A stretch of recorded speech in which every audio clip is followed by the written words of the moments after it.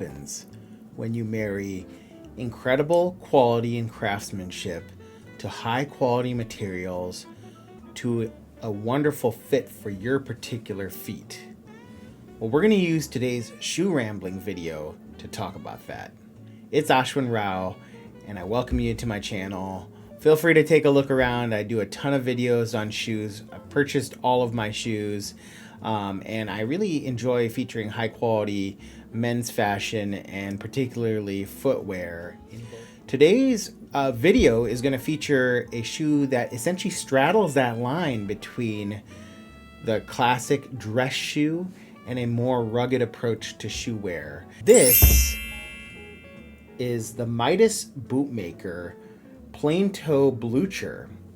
Now, the plain toe Blucher is a style that has had long-standing popularity in the United States as well as throughout the world because it's a classic clean design that features a open channel lacing system, and by open channel you see the bottom here is open and not stitched like a V to the vamp.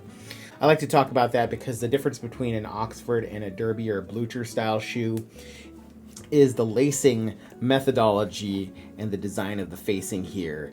In general, Derbys or Bluchers tend to be favored in more casual settings, whereas Oxfords tend to be favored in more dressed up settings, though obviously there's exceptions to all rules, particularly in this era of menswear, where ultimately all bets are off and you can choose to wear whatever you want in any circumstance and be okay with it. And I wanted to state right off front that this, as you can see, looks like basically a new shoe.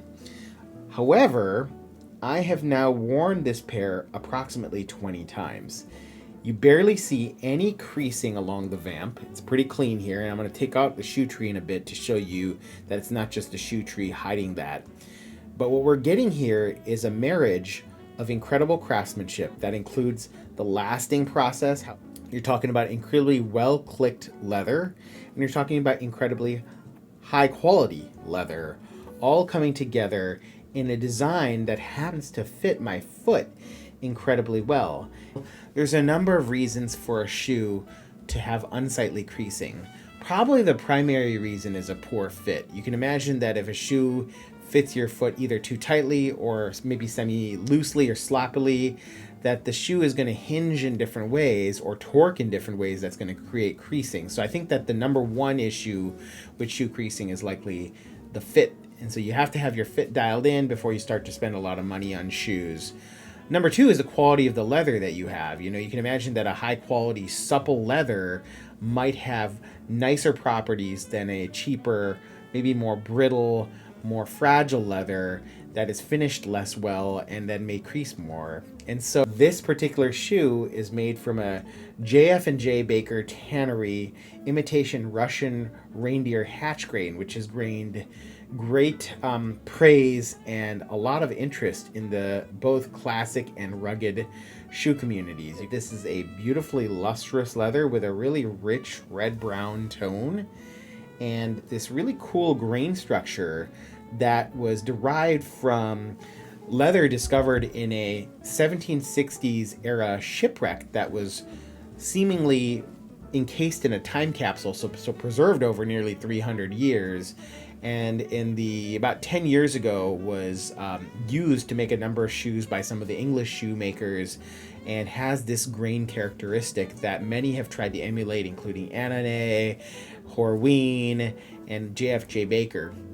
Now, most of those leathers are chrome tanned leathers, but the JF&J Baker version is a vegetable tanned leather, which is probably a little bit more true to the original Russian Reindeer Hatchgrain. And I've seen different ways that this leather has been applied to shoes. I have a pair of Carmina with the JF&J Baker shoe applied to the vamp and midsection of the shoe. But this is a shoe that I have that has the majority of this leather adorning this entire shoe. So this shoe is largely one piece of leather. It's not a hole cut because the facing panels here are separate leather, and actually they used a separate piece of the leather to create the tongue of the shoe. But other than that, the only seam on the shoe is on the back side of the shoe. So you might imagine that applying the majority of this leather and creating a well-lasted shoe is going to take a bit of skill and craftsmanship, because not only do you have to attach this leather to the sole through a really unique methodology for welting, which you can see here that we're going to pull into. But you also have to make sure that the leather is clicked and patterned properly so that not only is the grain aesthetically pleasing for the shoe, that this patterning is really well done. It's not perfect. There's slightly different angles to how the shoes are patterned, but you can see that as the pattern has been applied, there's very little creasing to the shoe along the vamp in the traditional region where shoes are going to crease. Now, if I take out the shoe tree, again, you see that the shoe, with shoe trees to properly care for the shoe, maintains its shape, really reveals no additional creasing or any unsightly features, which I think represents to me not only an incredible fit. Midas's Maryland last fits my Brannock 10D foot incredibly well in their size 43. So obviously there's a great size match going on, but you have a very high quality leather.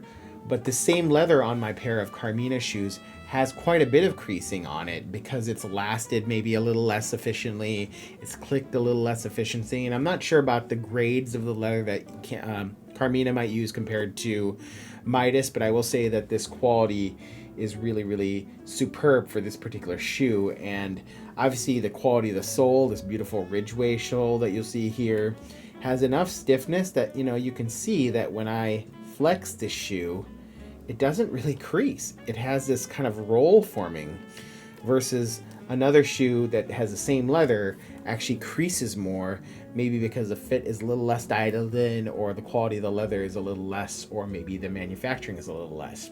I will say that the other variable we have not talked about is the type of shoe care products that you used. Now, this is a pair that I mentioned I've worn about 20 times. And here we are with a shoe that looks nearly new compared to many shoes that I've worn that don't look this new after all those wears.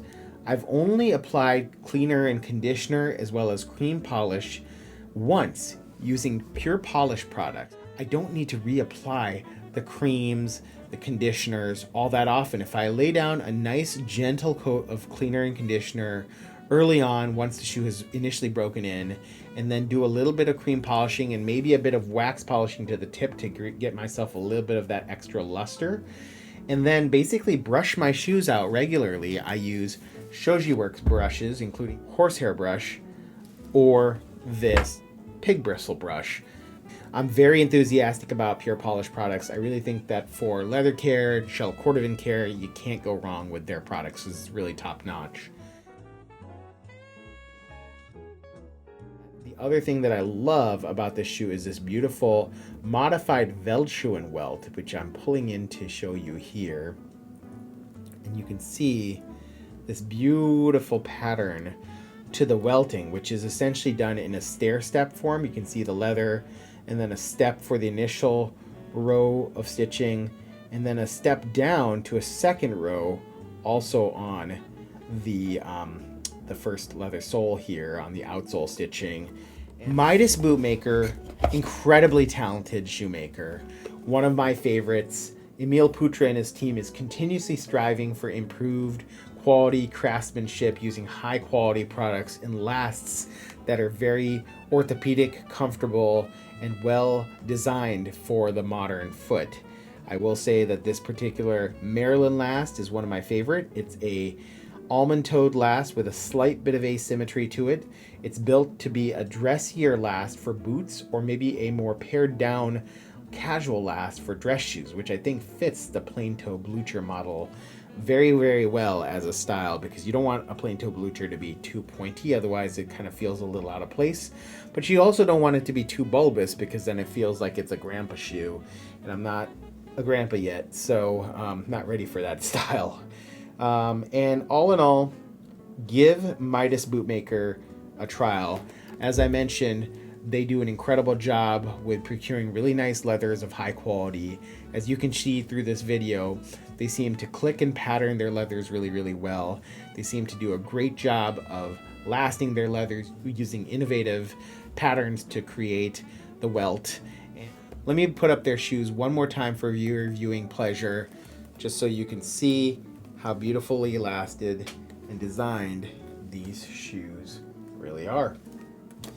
Hope you're all doing well. We'll catch up with you at the next video. I hope you enjoyed this shoe ramble. Have a good day. Bye.